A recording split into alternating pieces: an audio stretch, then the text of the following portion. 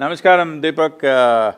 Wonderful to be talking to you. This almost, I don't know if it's 3 years since we met and spoke 2.5 years. That's right. Wonderful. It's always a privilege, always an honor. Please tell me, you're the doctor, you're the boss here. No, it's always a privilege to be in your presence, and I'm looking at your initiative for a conscious planet, and you can count on any support from me and from the Chopra Foundation. Our goal has always been to reach a critical mass for a more peaceful, just, sustainable, healthier and joyful world. And obviously we can't do that unless we take care of our own ecology, which is inseparable from the ecology of the world. It is, but because I'm a horribly pragmatic person It's true, you're pragmatic. I'm just looking at, right now because I would definitely not approach ecology as something separate from myself in my life, in my experience, nor with people around me. But in the larger world, I think because the situation is so dire, because the biodiversity is collapsing the way it is collapsing, if we want next few generations to see, what I see is, I don't believe the planet is in any kind of danger or anything, that's all our imagination. But human life will suffer immensely in the next 3-4 generations if we don't make the corrections. Even if you make the corrections, for all you know, you may be only postponing the suffering. Maybe you don't want to give it to your children and grandchildren, but you don't mind 5 generations later they're getting it. We don't know, that's not in our hands. Our plan is at least for the next generation, we must leave a better space than the way we have made it right now. In that context, what I saw was, I've been looking at these various, data from United Nations, from various universities and everything. What I see is, this is all PhD stuff. On the ground, if you really ask people, if they have water shortage today in Chennai, they know there is water shortage. But they don't think that's an ecological problem, they think that's a political problem. They think it's a social and political problem, they don't think it's an ecological problem. So in that context, people are aware to some extent, there is water shortage, there is this, that, there is pollution in the city. If you give them enough water and give clean air in the city, they don't care a damn, the entire world is burning up, they don't care a damn, that's where people are. So in my opinion, tell me if I'm wrong, I believe only 1 to 2% of the population is reasonably conscious about what's happening in terms of the damage we are causing to the world. Rest of the people either don't know or don't care. Another 2-3% are only conscious about air pollution in the city, water shortage, this, that, things that directly affect them, not things that are happening which are seriously damaging to the planet. And when I say damaging to the planet, I'm not somebody who thinks planet needs to be saved by us. If we just sleep for 25 years, everything will be back to normal, okay? That's all it is.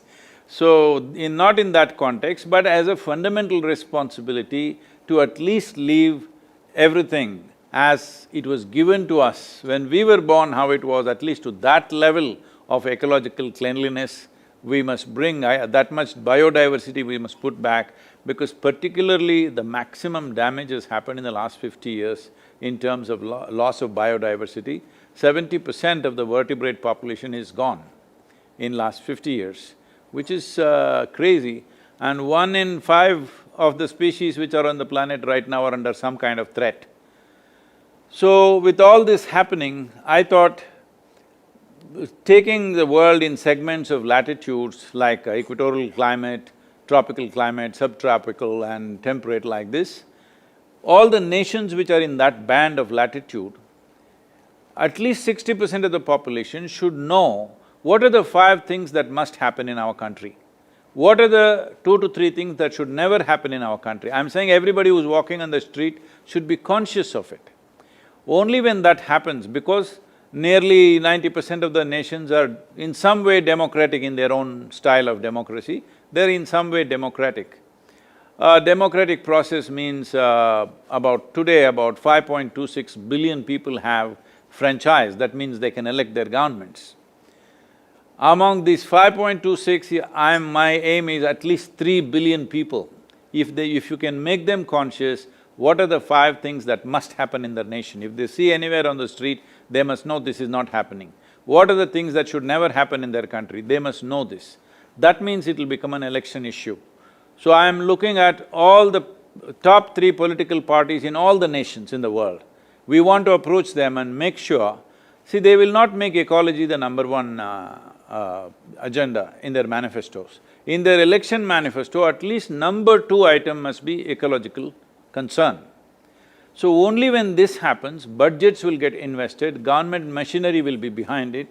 Without this, what I do, what you do, what somebody else does, is all patchwork for a massive issue. Because unless it happens globally, ecological regeneration doesn't happen in local bits and pieces, it needs to happen at a much larger scale. That will only happen when governments invest their budgets. No government, democratically elected governments are unwilling or hesitant to invest in ecological concerns, mainly because these kind of things will yield results only in 15 to 20 or 25 years, long-term investment. But their lifetime is only 4 to 6 years. So they are only thinking what they can do within those 4 to 6 years. Nobody is willing to invest in something long-term unless a majority of the population stands strongly behind that and says, this is what we want.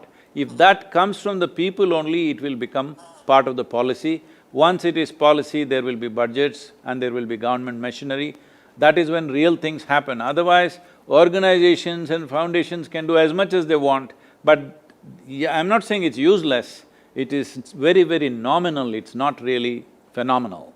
If something phenomenal has to happen, I feel in the next 3 to 4 years, it must come into the policy of every nation. At least if economy is number 1 item, number 2 item must be ecology. Sadhguru, as you said, you're a practical man, you're a pragmatist, and this is the most practical thing I've heard with reference to ecological sustainability. So count my support, count the support of our foundation and our network. We are happy to serve in any way. You did mention the PhDs, but even the PhDs are wrong because they're not seeing the issue which is directly at hand, which is our health is directly connected to ecology and the health of future generations. Now we know a lot about what is called epigenetics and how gene modification occurs as a result of environmental damage. Even the COVID-19 mutation is a result of damage to the ecology. So as we can see right now, it's becoming obvious, by the way, that as we have been sequestered in our homes, the ecology is repairing itself. The birds are singing, the fish are returning to their dead lakes. Even the canals of Venice are seeing fish. You can see the stars at night in polluted cities, and it's also becoming obvious that an oil-free economy is possible. We are seeing that when the price of petroleum goes down to less than 0, you know something is happening. So the COVID-19 is a message from the planet. Human beings, unless you fix yourselves, you're in danger. As you said, the planet will take care of itself. Every ecological expert that I have spoken to says that if humans disappeared from the planet, life would flourish on this planet in 5 years. If insects and bacteria and viruses disappeared from this planet, life would stop in 5 years. Life will end. Life will completely end. If the worms… So our health, our economy, social unrest, social justice, economic justice, economy, peace, conflict resolution are directly linked to what you're saying. If we don't do it, we are doomed. No, the greatest conflict that is happening right now is what we call as our economic engine, which is… That's right. Which is a bulldozer engine, which is bulldozing everything. And if you really look at it, I've been talking to lots of business groups and other things. I've been just reminding them, see, this is not just blaming any one person, all of us, every one of us. The way we've been driving, we are drivers without steering wheel in our hands. We don't know where we're going. We simply throttle on, no steering. We don't know where we're going, we're just going. It takes a microorganism for you to stop. You don't have brakes. You don't have brakes, you don't have steering wheel, you're just driving. Does anybody know where are we planning to go as humanity, as economy, as nations? What are we trying to do? There's really no plan, we're only hand to mouth. We did all this science, technology, everything, thinking we will live long-term well-being. But we are still living hand to mouth. Every day, stock market will tell whether we will survive or not survive. It's like a barometer going up and down every day, creating anxiety for thousands of people all over the world. So, in many ways, this is a reminder, yes, but the important thing is, see, this virus right now, because of so much communication, television, internet, everything, virus has become larger than life.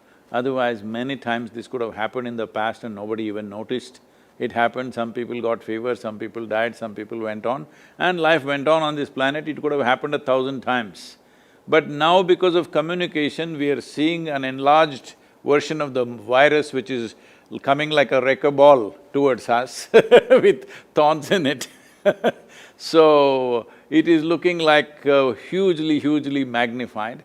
I am not trying to belittle the danger attached to it. Already, unfortunately, more than 400,000 people are estimated to have died, and many others are in hospitals, at risk. I am not trying to say it is nothing, but it is mainly because one thing is concentration of human populations, another thing is our ability to move from any place to any place. Within a day, I can be in United States or another place. So, whatever happened in Wuhan, within probably weeks, it's all over the place. So, this would have never happened 500 years ago. If it happened in Wuhan, there only it would… 10 people will die and rest will recover and whatever will happen, that's all it would be. So, in many ways, it's our lifestyle, and even now, as far as you should know better, but from whatever I've got from various doctors and scientists, they are saying every day on an average, 128 scientific papers are being published about the virus. About a microorganism, 128 papers per day for last 2 months it's happening. That means we are breaking the microorganism's characteristics into that many parts and studying it in so many little parts. That means actually we know nothing about it. The only way we have done some successful control of this is by controlling human behavior. We've done nothing about the virus. Fanciful talk about vaccine is happening, but if we come up with a good treatment protocol, that itself is a miracle. If we have a good treatment protocol, if I get the virus, I will not die, I can recover with a few days of treatment. If that much assurance comes, people will go about doing their business.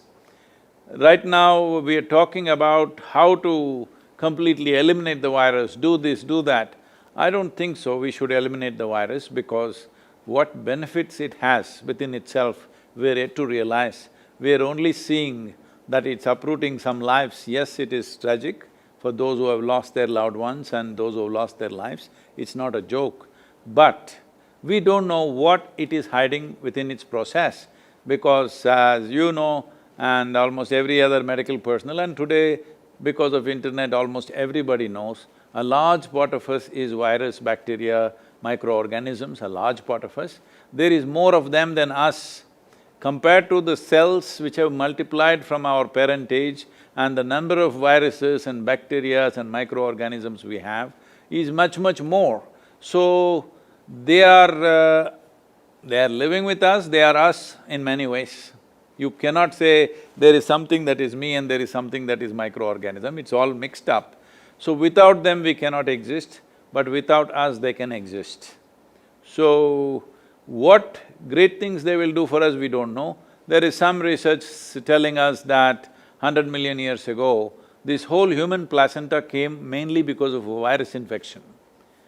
So it is the virus which gave us this placenta, which gave us the possibility of reproducing successfully, and the mother's womb, what happens, all those complex creation process that happens in our mother's wombs was instigated by a virus. So we don't know what this virus will bring, maybe we'll grow horns or a tail or wings, I don't know what. Let's see, you must tell me, you're the doctor. Well, our current science, as you said, first of all, you said something very important. The virus is a very small bit of genetic information. That's what it is. It's a very small bit of genetic information which has now devastated everything from economy to health to politics to international relationships, etc. This little bit of genetic information has devastated the world. And you also said some of this alarm may be exaggerated because of the way, we communicate, and it's so easy now to get the information. Some of the television channels in India, the virus is coming like this, like a wrecker ball at you. That's right.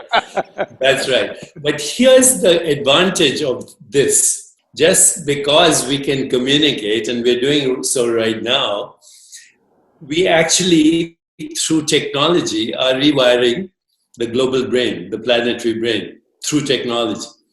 And this communication is very important, and these actions are very important, because without this conversation, we would only be in a panic mode.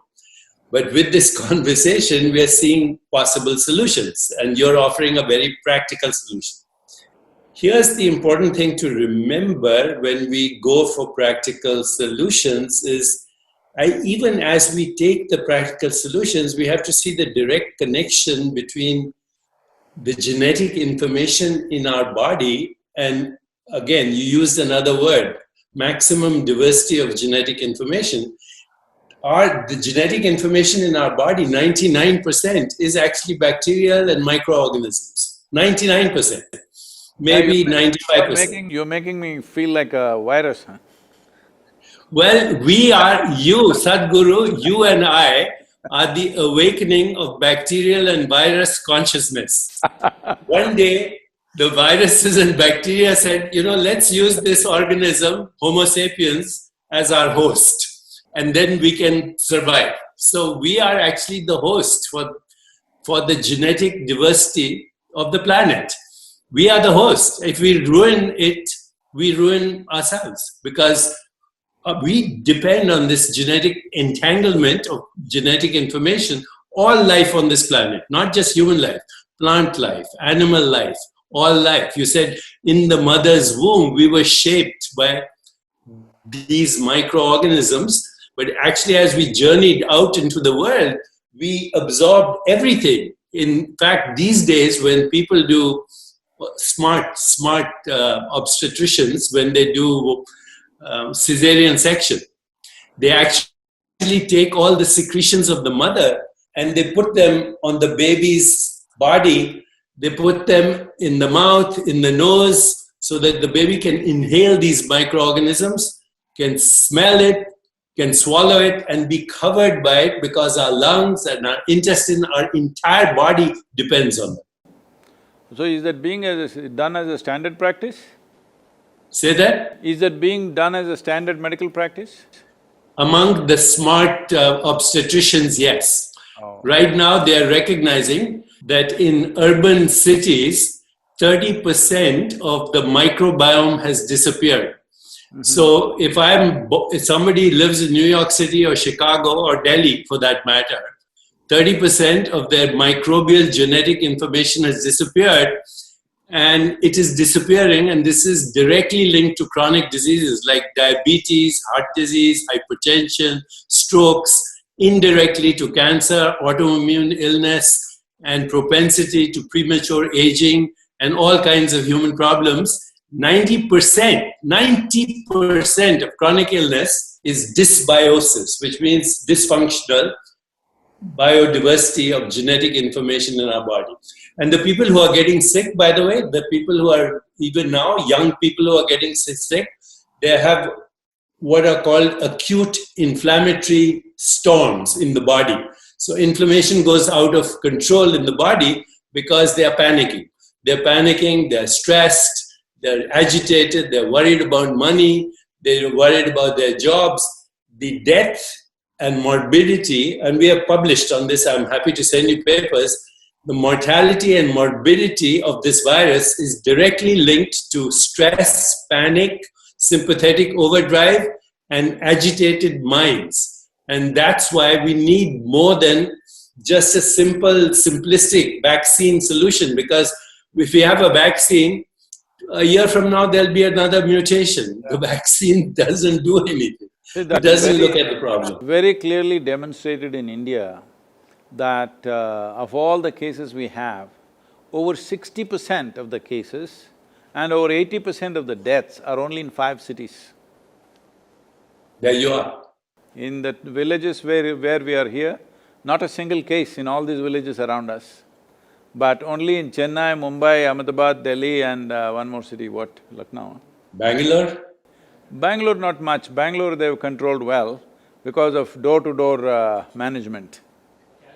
I think it's obvious now with this that, ecology is the main issue of our times. The air is our breath. The oceans and waters and the rivers are our circulation.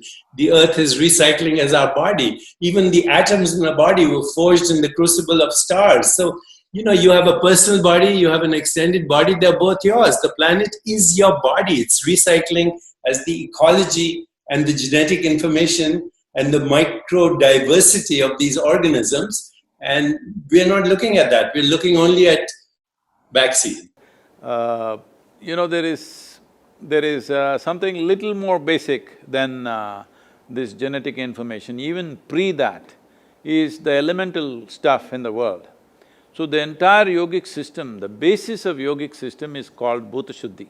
That is taking charge of the 5 elements of air, water, earth, fire and space. So these Panchabhutas are 5 elements, taking charge of that is the entire yogic system. It's funny because today I had asked everybody to, our traveling group, which is normally referred to as Ishangas, who go out and teach and spread the thing, they're all here now for last 2 months. So I told them to do sadhana, their morning sadhana outdoors. They were all doing outdoor in front of the Adiyogi statue. But in the last few days, the monsoon winds have picked up, it's very heavy here. Like it'll touch 50 kilometers per hour, sometimes up to 70 kilometers per hour in gusts. And also mildly raining, anytime it will rain. We're very close to the mountains. So today morning I went to see how are they doing their sadhana in this wind and rain, but only a small number were there. I asked, what happened? They said too much wind. So I put them up now that from tomorrow I'm praying to the rain gods that every day morning 5 to 8 it must rain and all of you must be doing your sadhana in the rain. It's very important. This is not a boot camp to harass you or something, because if you distance yourself from the elements, you're gone. You may be alive, but you're gone because life doesn't throb in you, no realization will be possible, because if you want to touch the peaks of your consciousness, everything must be on. Right now, if survival itself becomes a challenge for you, what peaks will you touch? You will not even be interested. When survival is in question, nobody is interested in anything. So it's very important that your survival is not even a concern. If you sit here, everything is going on. If this is happening, then only you will want to explore different dimensions of life. So from tomorrow on, everybody is there in full rain and heavy winds doing their morning. That's beautiful. After all, that's the meaning of yoga, right? To be in touch with the source of all existence. And you're right, the Panchabhutas precede all genetic information, and that also comes from one undifferentiated consciousness. And if we want to be intimate with that consciousness, then yoga is the only way. Yoga is the only way in all its dimensions. We are doing everything possible. You must also join hands with us to change the image of yoga. Because I know in California, maybe I don't know how it's in San Diego, at least in Los Angeles, yoga means Lululemon pants and one day is my cycling day, another day is my jogging day, one day is my yoga day, that kind of stuff. So we are seeing how to change the image of yoga, that yoga is a comprehensive science and a process to bring this unity, because the very fundamental is unity. What you're talking all this time is just that there is no separation. But separation has happened mainly because, it's the magnanimity of the cosmos, it's the magnanimity of the creation that it gave you an individual experience, though you're as small as a virus compared to the cosmos. What virus is to you, you're just that, a speck of dust. But to this speck, an individual experience has been given. This is not something that you did, it is just the magnanimity of creation that we can sit here and feel like an individual experiencing all these things. But once we take this individuality rather too seriously, suddenly we will get imprisoned in our own individuality. Individualism is imprisonment. This imprisonment is not just creating mental structures and emotional turmoils, this is destroying body's ability to live strong. Living strong is not happening to most people simply because they've become cubicles of their own, that their individuality has become too strong, and people, unfortunately, largely, I'm sorry if I say something wrong, medical fraternity has not recognized that what you do with your mind and emotion will inevitably build a cocoon around yourself, and a cocoon is not a protection, a cocoon is a coffin. Well, I have nothing more to add. You've said everything. Just one phrase encapsulates everything. Yogast Kuru Karmani. Established in yoga, perform action. This is the call of the moment, and thank you for leading it, Sadhguru. Thank you.